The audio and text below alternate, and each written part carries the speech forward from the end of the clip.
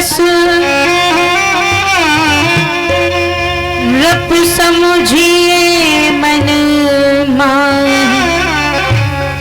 अगर कल प्रातः काल राम वन को नहीं गए तो इस महल के द्वार से मेरी अर्थी जाएगी, मैं मर जाऊंगी, मेरी मृत्यु का कारण बनेंगे आप। राम जी को पता चलता है, राम जी ने सुना तो राम जी तुरंत बलकल वस्त्र धारण करके माता कैकेयी के पास में पहुंचे, प्रणाम किया और कहा, भरत प्राण प्रिय पावहि राजो, विधि सब विधि सन्मुख राजो। भरत प्राण प्रिय पावहि राजू, ये तो बहुत अच्छी बात हुई कि आपने भरत को राजपाट दे दिया, और भरत तो मुझे प्राणों से अधिक प्रिय है। भरत राज्य संभालेगा तो मुझे भी अपार प्रसन्नता होगी। और इसके बाद में माता कौशल्या के पास में पहुंचे, माता कौशल्या के पास में जाकर प्रणाम किया। माता कौशल्या ने देखा तो कहा कि ये वलकल वस्त्र, ये वस्त्र पहनने की क्या आवश्यकता है?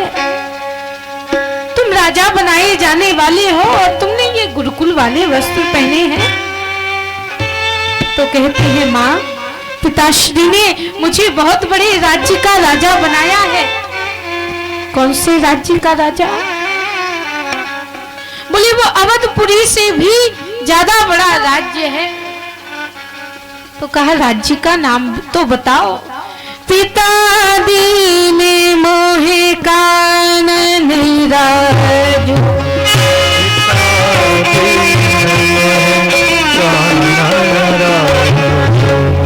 पिता दीन मोहे कानन राजो, पिता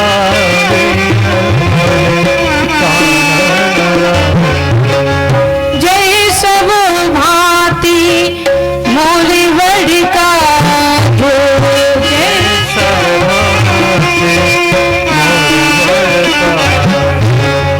जय सब भांति मोर बड़का जो, जय सब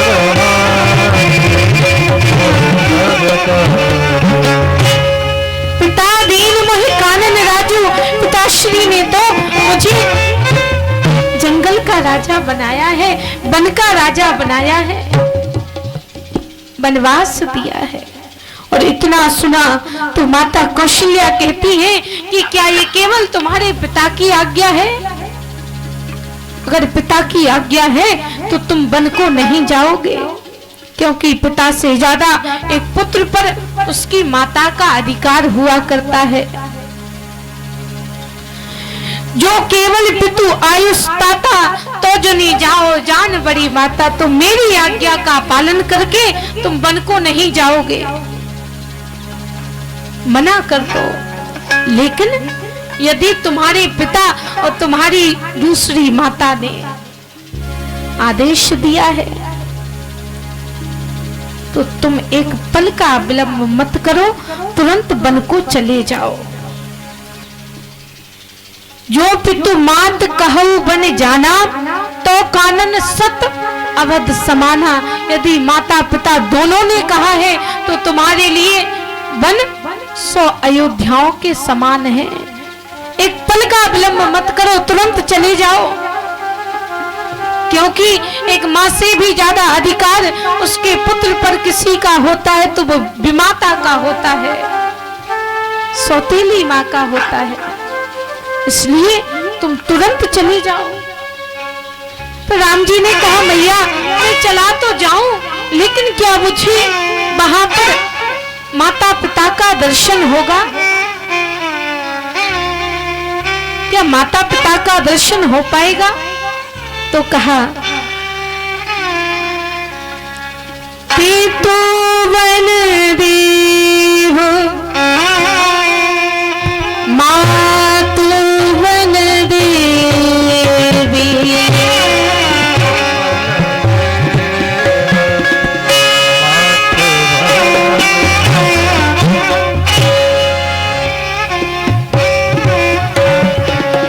खग मृग चरण सरोवन से,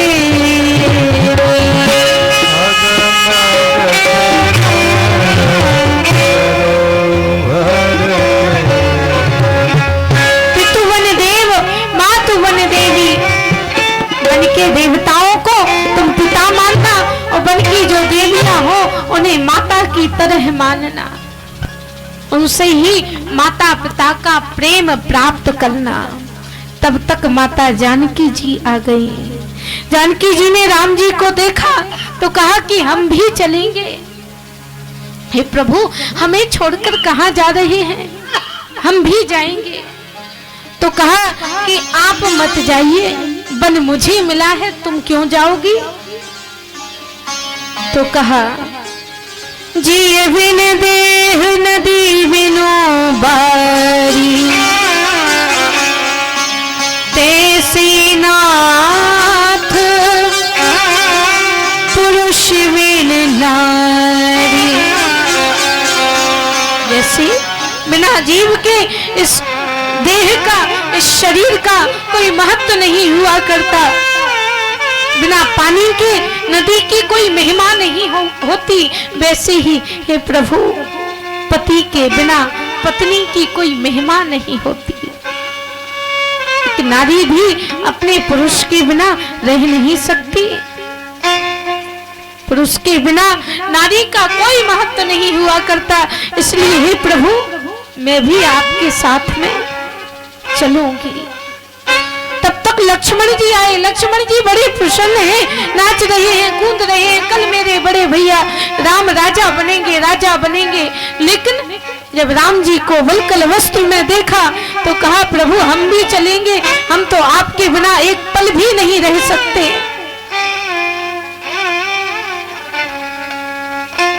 तो राम जी लक्ष्मण जी को मना नहीं कर पाए, क्योंकि लक्ष्मण जी मानने वाले नहीं हैं, इसलिए मना नहीं किया। तुरंत कहा, मांगहु विदा मातु सन जाई, आवहु बेग चलहु बन भाई। सुमित्रा मैया के पास में भेजा और सुमित्रा मैया के पास में गए तो आज सुमित्रा मैया ने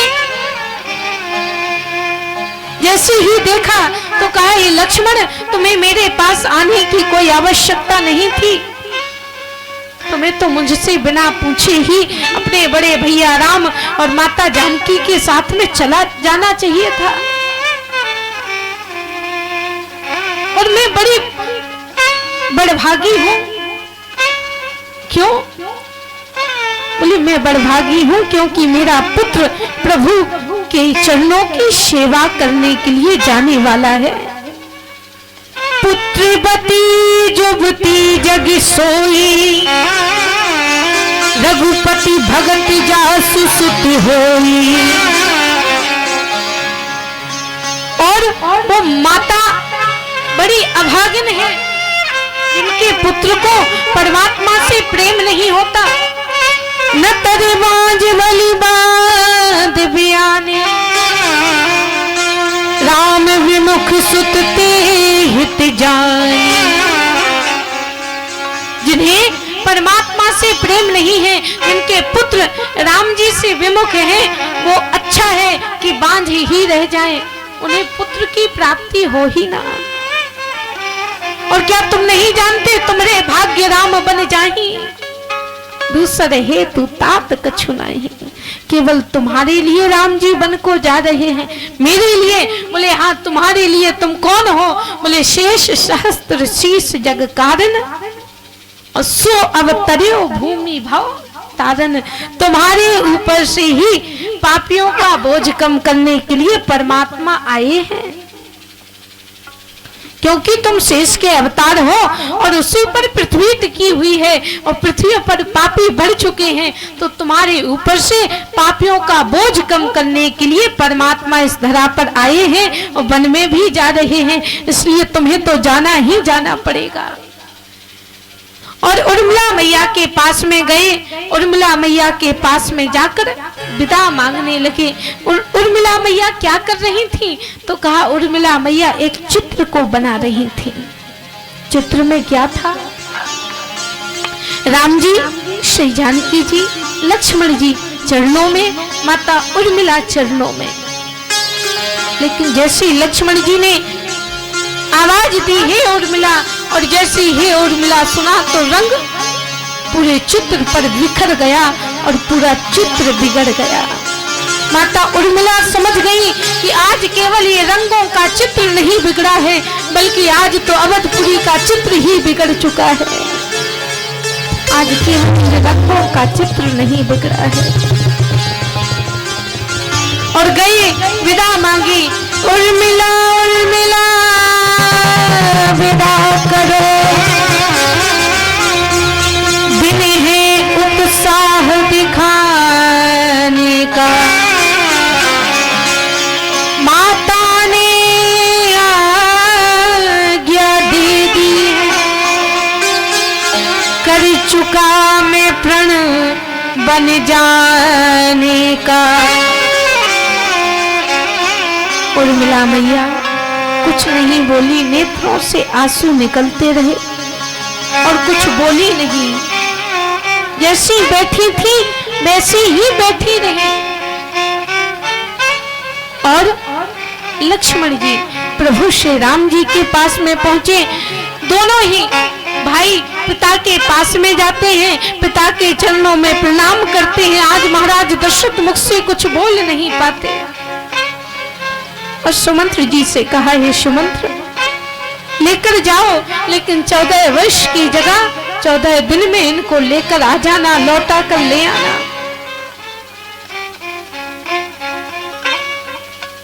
गए, रथ तैयार हुआ।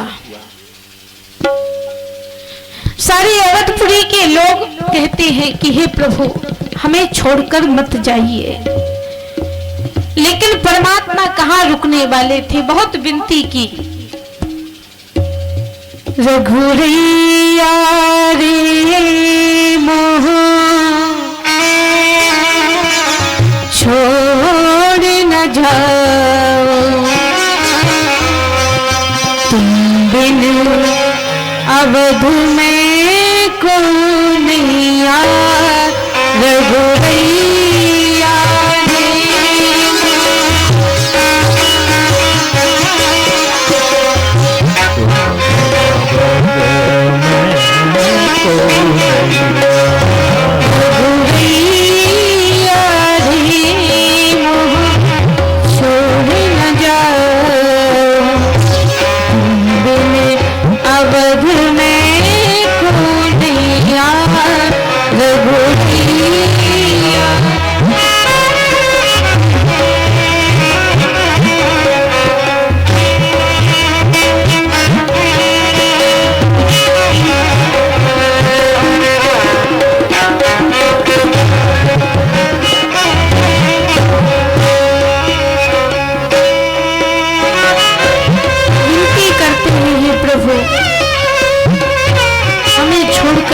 जाइए, आपके बिना हमारे ऊपर कृपा का हाथ रखने वाला कोई और दूसरा नहीं है। प्रीत हमारा